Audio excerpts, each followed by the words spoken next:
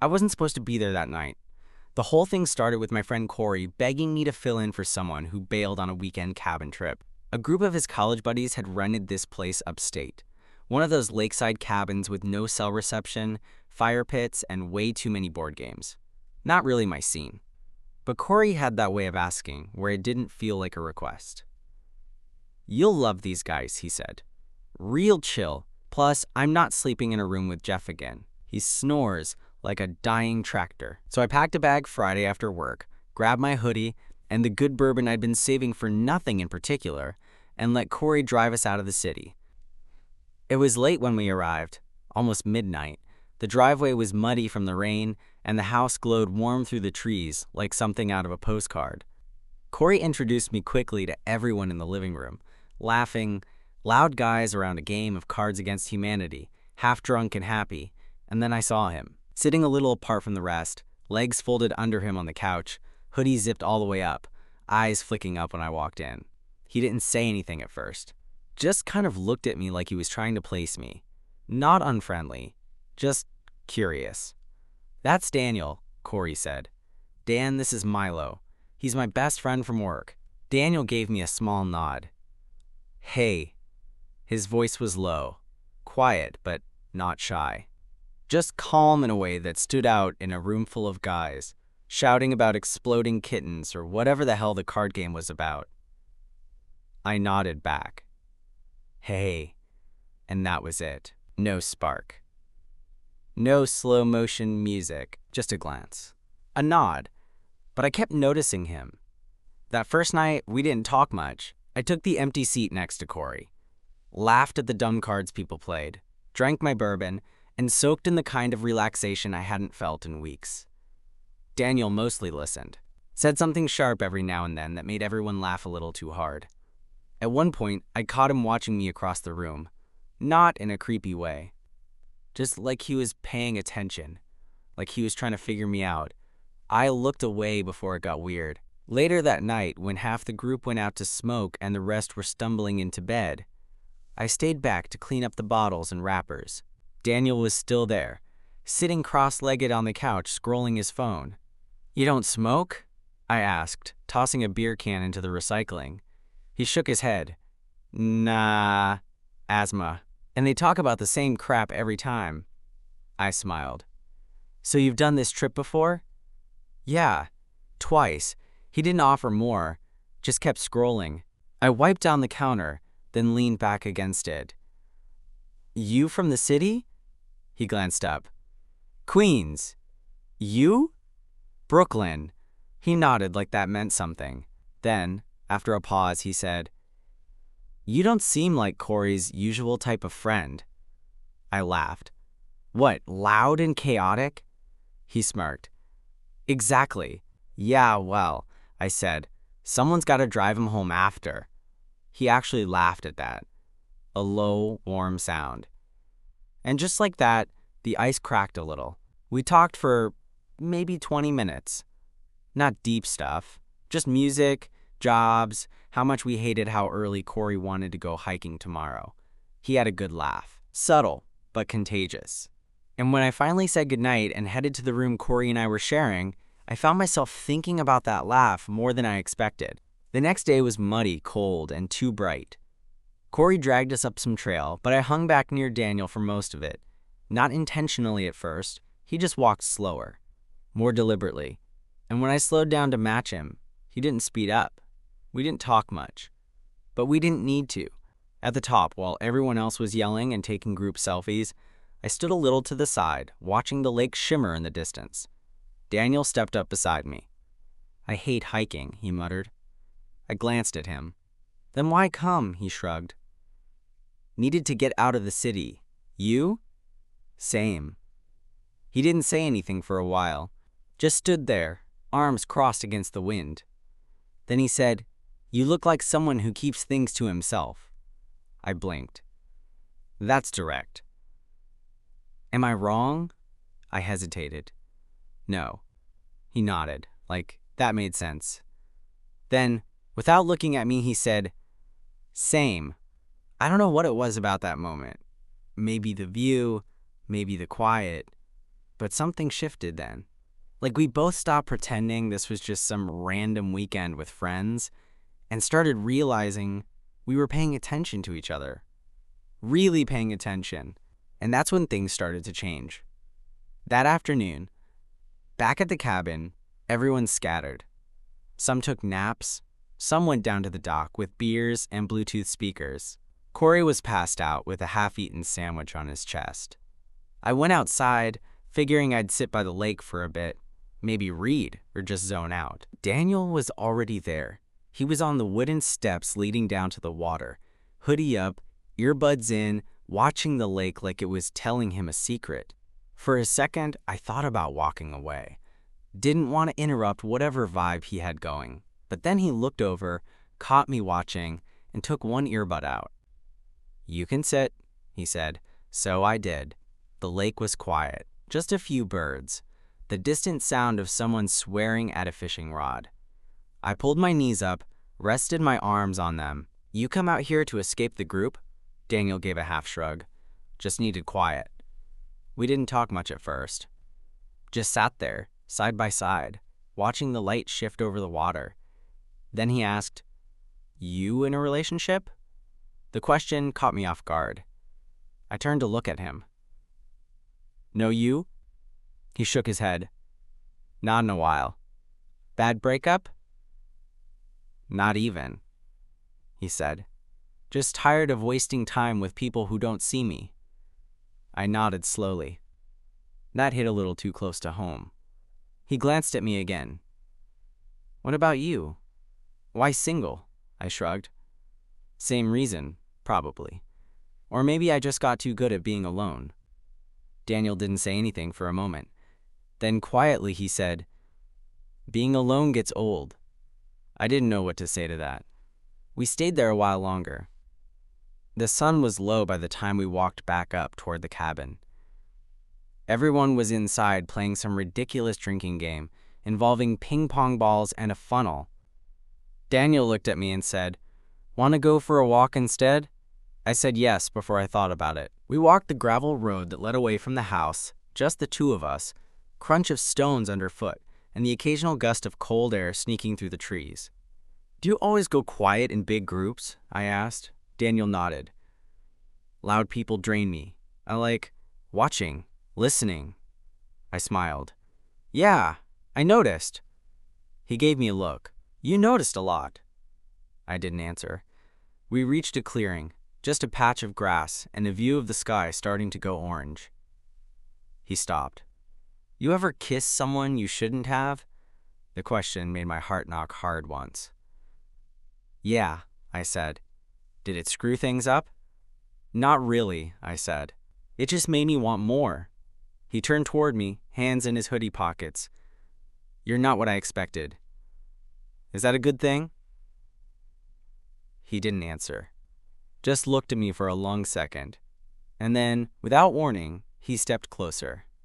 Not much, just enough to close the space between us. His voice dropped. "Would this count as kissing someone I shouldn't?"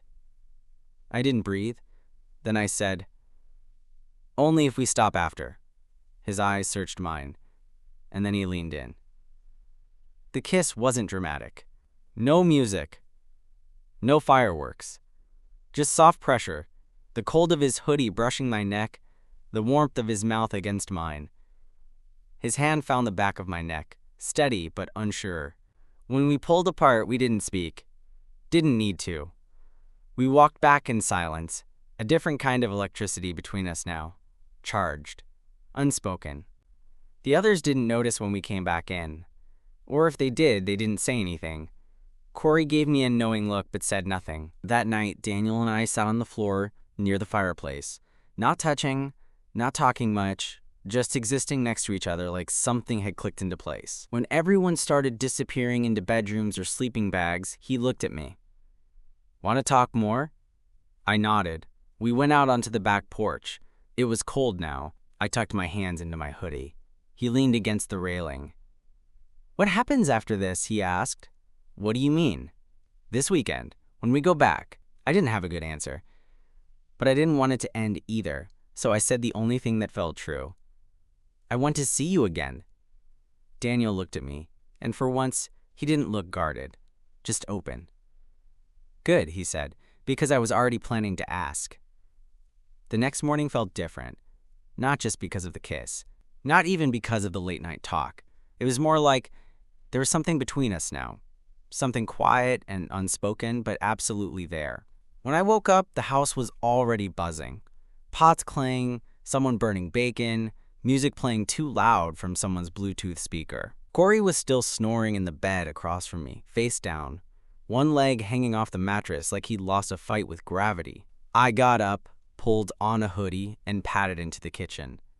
Daniel was already there, barefoot, hair still messy from sleep, cradling a mug of coffee like it was his religion.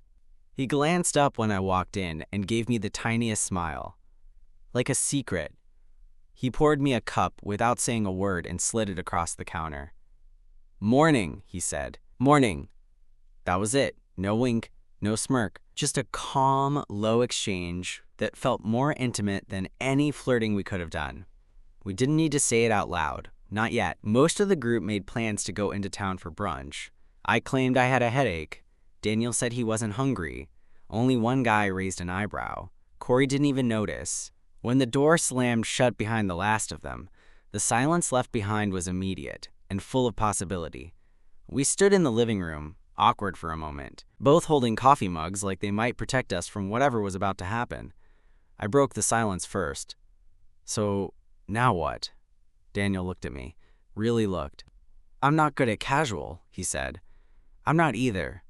He exhaled like that was a relief. "I don't want this to be just a weekend thing," he added. "If that's what you're thinking." I'm not. That made him step a little closer. Not much. Just enough that I could see the way his lashes curled under the early light from the window. "I haven't kissed anyone in months," he admitted. Not because I didn't want to, just because, I don't know, I got tired of feeling nothing. I nodded. "I know what you mean. I felt something with you." His voice was so steady. Not desperate, not performative, just honest. And I believed him. I stepped in too, until our mugs nearly clinked. "I haven't felt this calm around someone in a long time," I said. Daniel smiled, slow. "You say that like it's a compliment." "It is." We didn't kiss again right then.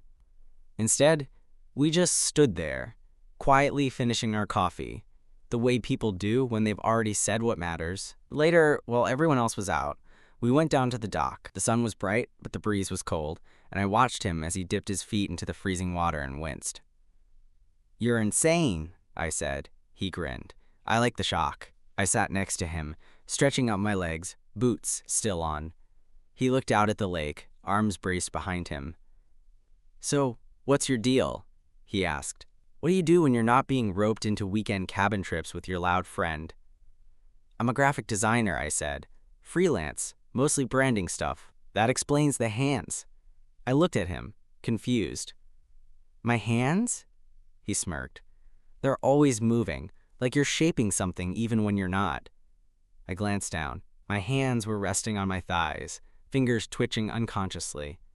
He wasn't wrong. "What about you?" I asked. "Art teacher," he said. "Middle school." "No shit?" He shrugged. "Yeah. They're chaotic little humans, but I love it." That made me smile. "You're not what I expected either." He glanced over. "Good?" "Very." We sat in silence after that. Not awkward, just present. I noticed how close our knees were, how his foot kept brushing mine like it couldn't decide whether to stay or move. Eventually, he said, "You gonna kiss me again or what?" I laughed. "You're bold for someone who wears socks with holes." He kicked water at me and I dodged, laughing harder. Then I leaned in and kissed him. Slower this time. Not testing waters, just enjoying the temperature. His hand found my jaw, thumb brushing along my cheekbone. When we pulled apart, I didn't open my eyes right away, because it felt too good, because I didn't want it to end. And maybe, just maybe, because it didn't feel like it had to. That afternoon slipped by the way slow, perfect days always do. When the others got back, we blended in like nothing had changed. But something had. I could feel it in the way Daniel sat closer now, how his eyes lingered when I spoke. Not obvious. Just there. Like gravity had subtly shifted between us. That evening, after dinner and more games, we ended up on kitchen duty. Me, Daniel, and a guy named Brent, who did more joking than actual cleaning. But I didn't mind. Daniel passed me plates to dry, and every time our fingers brushed, I felt it. That little jolt. At one point, Brent ducked out to grab more paper towels, and we were alone. Daniel leaned back against the counter, drying his hands, and looked at me with this tiny smile. "You good?" he asked. I nodded. "Better than good." He tilted his head. "You always this subtle? Or is that just with me?" I grinned. "You make me want to be subtle." His mouth twitched. "I'll take that as a compliment."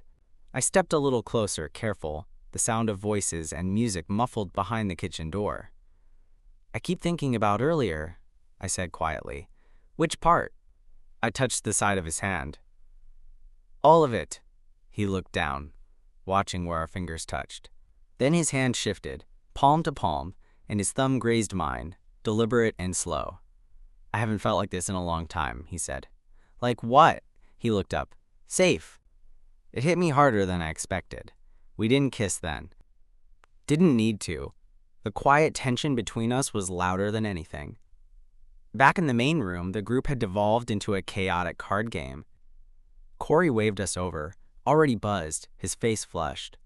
"Come play," he shouted. "Loser takes a shot." I rolled my eyes and looked at Daniel, who gave me a subtle shake of the head like, "Absolutely not." So we hung back, sitting on the floor near the fireplace again, leaning against the same couch we had the first night. Daniel pulled his knees up, hoodie sleeves pushed to his elbows. He looked tired, but in that good, content kind of way. "Ever think about how weird this is?" he asked suddenly. "What do you mean?" "You and me. One weekend, a bunch of strangers, and now I'm sitting here thinking about how I don't want to go back to normal life without you in it." I didn't answer right away, because honestly, same. He turned to look at me. "Too much?" "No," I said. "Just honest." He nodded slowly. "You're gonna make it hard to go back to being alone." I bumped his shoulder. "So don't." He looked at me like that idea hadn't occurred to him before. Or maybe he didn't think I'd want that. "You serious?" he asked. I nodded. "Let's not pretend this didn't happen. Let's just see where it goes." He watched me for a beat longer, like he was trying to see if I meant it. And then he smiled. Slow, warm, and completely unguarded. "I'd like that," he said. That night, something changed again. After everyone drifted off, Daniel and I were the last ones up. The fire was dying, the room dim and quiet. I was ready to head to bed when he reached out and caught my wrist. "Come here," he said. I followed him into the small guest room he'd been using, where the light was soft and the bed was still unmade. He didn't say anything, just sat on the edge, tugged off his hoodie, and looked up at me. I stood there for a second, unsure what he was asking, and then he scooted back and pulled the blanket aside. "Stay?" I nodded. "Yeah." We didn't rush anything, didn't tear at clothes or tumble into bed in some movie scene heat. We just got under the blanket, side by side, facing each other. His hand found mine between us. Slow, tentative, until our fingers laced. "I don't know what this is," he whispered. "Me neither. But I don't want it to end." "Then don't let it." He leaned in, not for a kiss, just to rest his forehead against mine. And we stayed like that, close, breathing in sync, skin warm against skin under the blanket, not rushing, not labeling, just existing, together. I woke up to the sound of rain on the roof and the warmth of Daniel's arm draped across my chest. It took me a moment to register where I was. The guest bed. His room. Our legs tangled under the blanket, his breath warm against my collarbone. I didn't move right away. Not because I was afraid of waking him, but because I didn't want to mess with the stillness of the moment. That quiet feeling of being wanted, of being close, of belonging. Eventually, he stirred, pulled back just enough to look at me, eyes half-lidded, hair a mess. "Hey," he whispered. "Hey, you sleep okay?" I nodded. "Better than I have in months." He smiled, then stretched with a quiet groan and flopped back onto the pillow. I forgot how loud rain sounds out here. It's kinda nice. He hummed in agreement and stared at the ceiling. How long we got before they start yelling about pancakes or whatever? I glanced at my phone. Maybe half an hour. Daniel rolled onto his side, propped on an elbow, and looked at me. Really looked. "I wasn't expecting this," he said. "Me neither. But I'm glad it happened." Same. Then he leaned down and kissed me. Slow, soft, unhurried. It felt like waking up to something I didn't know I'd been missing. When we finally climbed out of bed, the cabin was just starting to stir. Someone in the kitchen was clanging pans around. Corey was complaining loudly about needing coffee. We slipped out quietly. No big announcements, no explanations. And nobody really asked, which I appreciated more than I expected. Later, while we were helping pack up, folding blankets, taking out trash, shoving beer cans into recycling bags, Daniel caught my wrist again, briefly, when we were alone by the door. "You driving back with Corey?" I nodded. "Yeah. You?" "I got a ride with Brent, but I'll text you when I'm back." "You better," he smiled. "You gonna miss me?" I shrugged. "Ask me that like it hasn't been 3 hours." He grinned. "Still counts." Outside, the sky was gray and low. Everyone was loading up their cars. Hugs, half-hearted jokes about group chats nobody would actually use. I said my goodbyes, saving Daniel for last.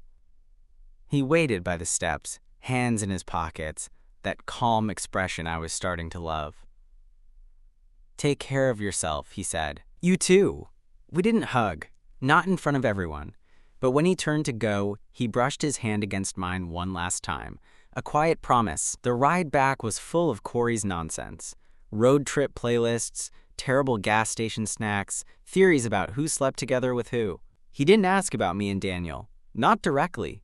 But at one point, while I was staring out the window, he said, "He seems like someone who gets you." I looked over. "Who?" "Daniel.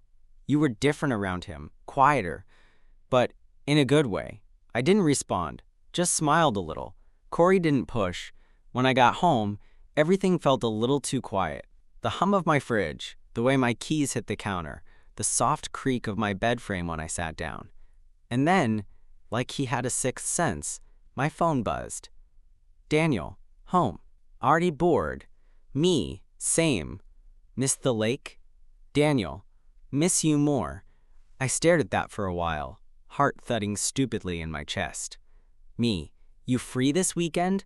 Daniel, I am now. It wasn't complicated. It didn't need to be. We didn't overthink it.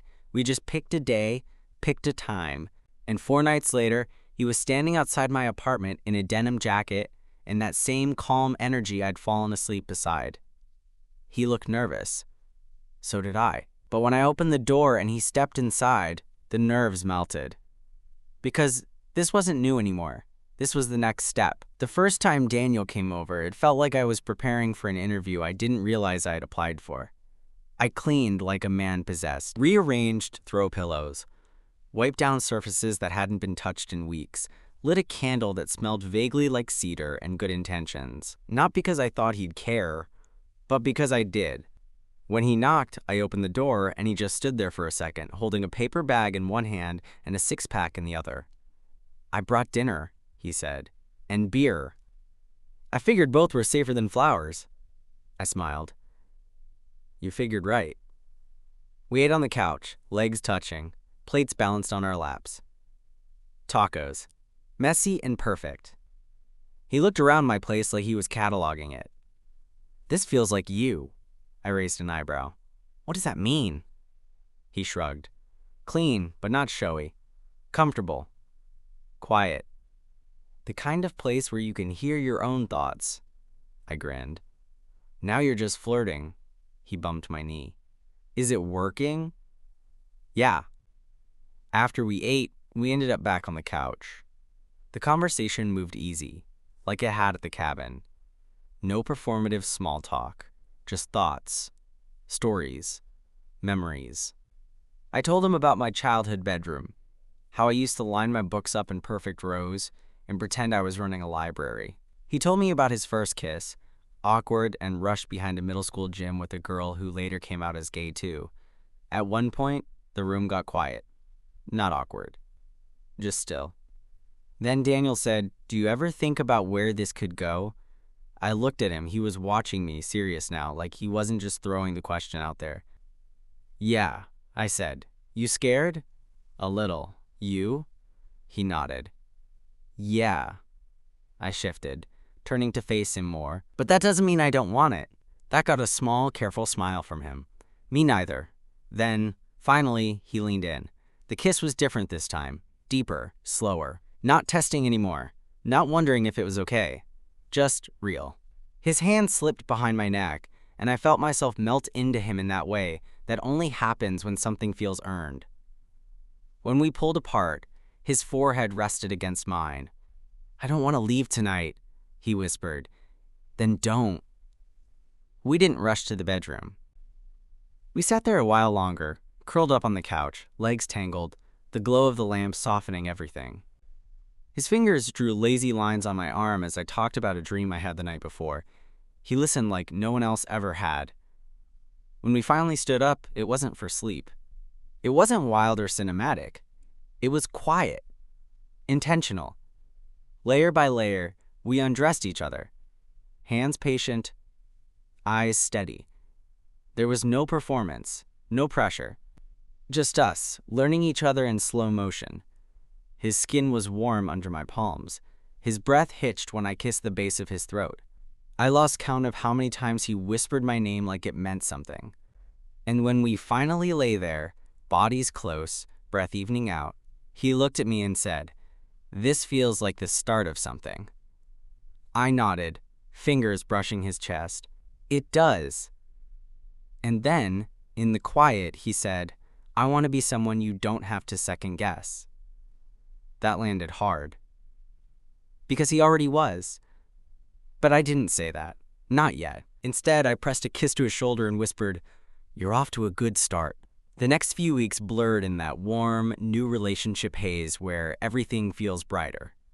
Daniel started coming over every Friday. Sometimes Sunday, too. He left a hoodie in my closet, a toothbrush in my bathroom. We didn't call it anything. We didn't need to. One night, we sat on my fire escape with beers and blankets, the city humming quietly around us. He rested his head on my shoulder, thumb tracing the rim of his bottle. "You know," he said, "I used to think being with someone meant giving up pieces of yourself." I looked over. "And now? Now I think it's the opposite. You just find someone who makes you feel more like you." I didn't say anything, just reached over, laced our fingers together. That was the moment I knew. Not the first kiss, not the night he stayed over. It was that quiet, beer in hand, streetlight glow on his face, and the kind of honesty that doesn't ask for anything back. So I turned to him, kissed the top of his head, and said, "I'm glad I came on that trip." He laughed. I was thinking the same thing. We sat there until it got cold. And when we finally went back inside, it felt like going home.